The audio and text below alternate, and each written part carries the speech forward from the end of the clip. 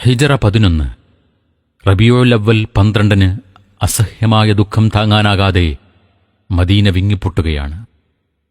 പ്രിയങ്കരനായ പ്രവാചകന്റെ വിയോഗം അത്രമേൽ അവരെ തളർത്തിയിരിക്കുന്നു. അതെ, കാരുണ്യത്തിന്റെ പ്രവാചകൻ അല്ലാഹുവിങ്കിലേക്ക് യാത്ര തിരിച്ചിരിക്കുന്നു. അധർമ്മങ്ങളുടെ അഗാധഗർത്തങ്ങളിൽ ആപതിച്ചിരുന്ന തങ്ങളെ 23 വർഷങ്ങൾ കൊണ്ട് അത്യുത്തമർ എന്ന വിശേഷണത്തിനർഹരാക്കിയ പ്രിയ ഗുരുനാഥന്റെ ഓർമ്മകൾ അവരുടെ മനോമുകുരങ്ങളിൽ തങ്ങി നിന്നു. ഉള്ളതെല്ലാം ഉപേക്ഷിച്ച് പ്രവാചകനൊപ്പം മദീനയിലേക്ക് പലായനം ചെയ്ത മുഹാജിറുകളും പ്രവാചകന്റെയും അനുചരന്മാരുടെയും സംരക്ഷണ ചുമതല സ്വയം ഏറ്റെടുത്ത് തങ്ങളുടെ സമ്പത്തും ശരീരവും നൽകി സ്നേഹിച്ച, എന്തിനേറെ സ്വന്തം നാടിനെപ്പോലും പ്രവാചകനിലേക്ക് ചേർത്ത് പറയാനാഗ്രഹിച്ച അൻസാരികളും ഈ ആഘാതം ഉൾക്കൊള്ളാനാകാതെ പകച്ചു നിൽക്കുകയാണ്. ഉയർത്തിപ്പിടിച്ച വാളുമായി ഉമർ ഇബ്നുൽ ഖത്താബ് റളിയല്ലാഹു അൻഹു ഉച്ചത്തിൽ പറഞ്ഞു, ഇല്ല, പ്രവാചകൻ മരിച്ചിട്ടില്ല. മരിച്ചു എന്ന് പറയുന്നവരെ ഞാൻ ഈ വാളിനിരയാക്കും. ഉറ്റമിത്രം അബൂബക്കർ റളിയല്ലാഹു അൻഹു കടന്നുവന്നു. മുഖത്തുണ്ടായിരുന്ന തുണി പതുക്കെ നീക്കി അദ്ദേഹം ഒന്ന് ചുംബിച്ചു. ദുഃഖം സഹിക്കവയ്യാതെ വിതുമ്പിക്കൊണ്ട് അദ്ദേഹം പറഞ്ഞു, അല്ലാഹു താങ്കൾക്ക് വിധിച്ചിട്ടുള്ള മരണത്തിന് താങ്കൾ കീഴടങ്ങിയിരിക്കുന്നു. തുടർന്ന് പള്ളിയിൽ വന്ന് ജനങ്ങളെ അഭിസംബോധന ചെയ്ത് സംസാരിച്ചു. ആരെങ്കിലും മുഹമ്മദ് നബി സല്ലല്ലാഹു അലൈഹി വസല്ലമയെയാണ് ആരാധിച്ചത് എങ്കിൽ അദ്ദേഹം മരണപ്പെട്ടിരിക്കുന്നു. ആരെങ്കിലും അല്ലാഹുവിനെയാണ് ആരാധിച്ചതെങ്കിൽ അവൻ എന്നെന്നും ജീവിച്ചിരിക്കുന്നവനാണ്. അങ്ങനെ ആ ദുഃഖസത്യം അംഗീകരിക്കാൻ ഓരോരുത്തരും തയ്യാറായി. ഇന്നു മുതൽ മദീന പഴയ മദീനയല്ലെന്ന് അവർക്ക് മനസ്സിലായി. വാനലോകത്തുനിന്ന് വഹ്യുമായി ജിബ്രീൽ വരില്ല എന്നും മദീനയിലെ പ്രകാശം അണഞ്ഞുവെന്നും അവർ തിരിച്ചറിഞ്ഞു. എന്നാൽ കാലം മുന്നോട്ട് ഗമിച്ചപ്പോൾ റബീഉൽ അവ്വൽ ആഘോഷത്തിന്റെയും ആനന്ദത്തിന്റെയും ദിനങ്ങളായി മാറി.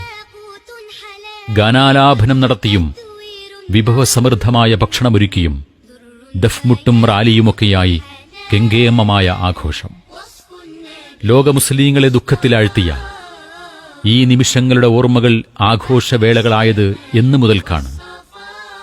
അന്തിമദൂതരുടെ അവസാന നിമിഷങ്ങളിലെ സാരസമ്പൂർണമായ സാരോപദേശങ്ങളെ വിസ്മരിക്കുന്നതിനായി പരിശ്രമിച്ചവർ ആരാണ്?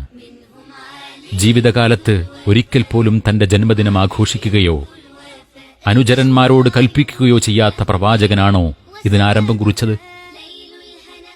അതല്ല സ്വശരീരത്തെക്കാൾ പ്രവാചകനെ സ്നേഹിച്ച അനുയായികളോ? അതുമല്ലെങ്കിൽ പിന്നെ ആരാണ്? ഇതിന് ഉത്തരം തേടി ചരിത്രത്തിലൂടെ അല്പം പുറകോട്ട് സഞ്ചരിച്ചാൽ ഹിജ്റ 4-ാം നൂറ്റാണ്ടിൽ പ്രവാചക കുടുംബം ചമഞ്ഞ് ജനസ്വാധീനവും ഭരണവും നേടിയെടുത്ത, മദ്ഹബി പക്ഷാന്തരമില്ലാതെ മുഴുവൻ പണ്ഡിതരും ഇസ്ലാമിന്റെ ശത്രുക്കൾ എന്ന് പരിചയപ്പെടുത്തിയ അങ്ങനെ ചിലരിലേക്കാണ് ഈ ആചാരം ചെന്നെത്തുക. ഫാത്തിമ റളിയല്ലാഹു അൻഹയുടെ പിൻഗാമികളെന്ന അവകാശവാദമുന്നയിച്ച് ഫാത്തിമിയാക്കൾ എന്ന നാമം സ്വയം സ്വീകരിച്ച ഉബൈദിയാക്കൾ, അഹ്വാസ് എന്ന പ്രദേശത്തെ ഇവരുടെ പൂർവ്വപിതാക്കളിൽ ഒരാളായ ഇബ്നു സൈദാൻ അൽ ഖദ്ദാഹ് എന്ന ആൾ ജഅഫർ സ്വാദിഖ് റളിയല്ലാഹു അൻഹുയുടെ അടിമയായിരുന്നു എന്നതൊഴികെ പ്രവാചക കുടുംബവുമായി യാതൊരു ബന്ധവുമില്ലാത്തവരായിരുന്നു അവർ. പക്ഷേ ജന്മദേശമായ അഹ്വാസിൽ നിന്നും മൊറോക്കോയിലേക്ക് കുടിയേറിയ ഇവർ അവിടെ തങ്ങൾ പ്രവാചക കുടുംബമാണെന്ന വ്യാജ പ്രചരണം നടത്തി ജനസ്വാധീനം നേടി. പിന്നീട് അവിടെ നിന്ന് ഈജിപ്തിൽ വരികയും ഹിജ്റ 362 മസ്ഊദ് ബിൻ ഇസ്മായിൽ എന്ന ഭരണാധികാരിയുടെ നേതൃത്വത്തിൽ അധികാരത്തിലേറുകയും ചെയ്തു. യഥാർത്ഥ നബി കുടുംബം നിലനിൽക്കെ വ്യാജന്മാർ അധികാരം കൈയാളുന്ന കാഴ്ചയാണ് പിന്നീട് കണ്ടത്. തങ്ങളുടെ ഭരണാധികാരിയുടെ നാമം കേട്ടാൽ സുജൂദ് പോലും ചെയ്യിച്ചിരുന്ന ഈ മതനിഷേധികളുടെ ഭരണം ജനങ്ങൾക്ക് പോലും പുച്ഛമായി തീർന്നു. ഈ പ്രതിസന്ധി പരിഹരിക്കാനും പ്രവാചക കുടുംബവുമായി യാതൊരു ബന്ധവുമില്ലാത്ത തങ്ങൾക്ക് അതുണ്ട് എന്ന് വരുത്തി തീർക്കാനും ഇതിനുവേണ്ടിയാണ് യഥാർത്ഥത്തിൽ ഇത്തരം മൗലിദുകൾക്ക് അവർ തുടക്കം കുറിച്ചത്. ആദ്യം നബി സല്ലല്ലാഹു അലൈഹി വസല്ലം, അലി റളിയല്ലാഹു അൻഹു, ഫാത്തിമ റളിയല്ലാഹു അൻഹ, ഹസൻ ഹുസൈൻ റളിയല്ലാഹു അൻഹും ഇവരുടെയെല്ലാം പേരിൽ മൗലിദ് പുറത്തിറക്കി. മൗലിദാഘോഷങ്ങൾ ഭരണത്തിന് കീഴിൽ വലിയ ചടങ്ങായി ആചരിച്ചു. ജനസമ്മതി നേടാൻ ഇത് അവർക്കുപകരിച്ചു. ഇവരെ തിരിച്ചറിഞ്ഞ മുസ്ലിം ലോകത്തെ പണ്ഡിതർ ഷിഈ സുന്നി വേർതിരിവില്ലാതെ ഹിജ്റ 402 മക്കയിൽ ഒരു അടിയന്തര യോഗം ചേർന്ന് ഇവരുടെ വിഷയത്തിൽ നിലപാട് പ്രഖ്യാപിച്ചു. പ്രസ്തുത നിലപാട് ഇങ്ങനെയായിരുന്നു: ഇവർ അവിശ്വാസികളും നീചന്മാരും താന്തോന്നികളും മതനിഷേധികളും നിരീശ്വരവാദികളുമാണ്. ഇസ്ലാമിനെ നിഷേധിക്കുന്നവരും ബഹുദൈവാരാധനയിലും അഗ്നിയാരാധനയിലും വിശ്വസിക്കുന്നവരും ഇസ്ലാമിന്റെ വിധിവിലക്കുകളെ കാറ്റിൽ പറത്തിയവരും മദ്യവും വ്യഭിചാരവും അനുവദനീയമാക്കിയതുമായവരാണ്. പ്രവാചകരെയും മുൻഗാമികളെയും ആക്ഷേപിക്കുന്ന ഇവർ റുബൂബിയ്യത്ത് പോലും വാദിക്കുന്നു. ഉബൈദിയാക്കളുടെ തനിനിറം തുറന്നുകാട്ടി ഗ്രന്ഥരചന നടത്തിയ നിരവധി ഷാഫിഈ പണ്ഡിതരെ കാണാൻ സാധിക്കും.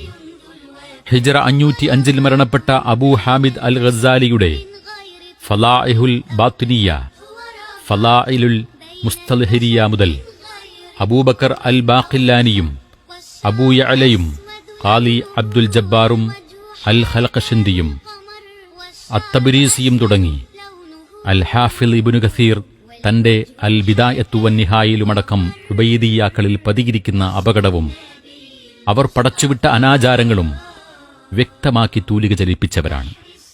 പ്രഥമ ഹദീസ് ഗ്രന്ഥമായ അൽ മുവത്ത കയ്യിൽ വെച്ചതിന് തുറുങ്കിലടക്കുകയും ലുഹാ നമസ്കാരം നിർവഹിച്ചതിന് പീഡിപ്പിക്കുകയും ചെയ്ത ഇവരുടെ ദീനീ സ്നേഹത്തെക്കുറിച്ച് കൂടുതൽ വിവരിക്കേണ്ടതില്ലല്ലോ.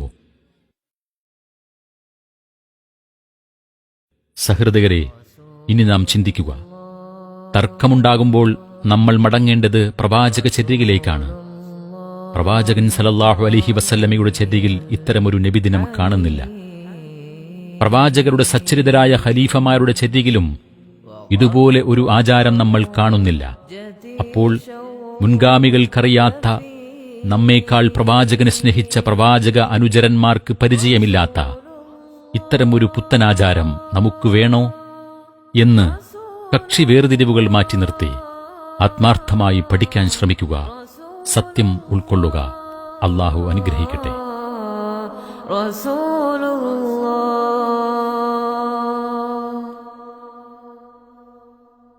شوقي فاض شافته للأمة قد كان منى أن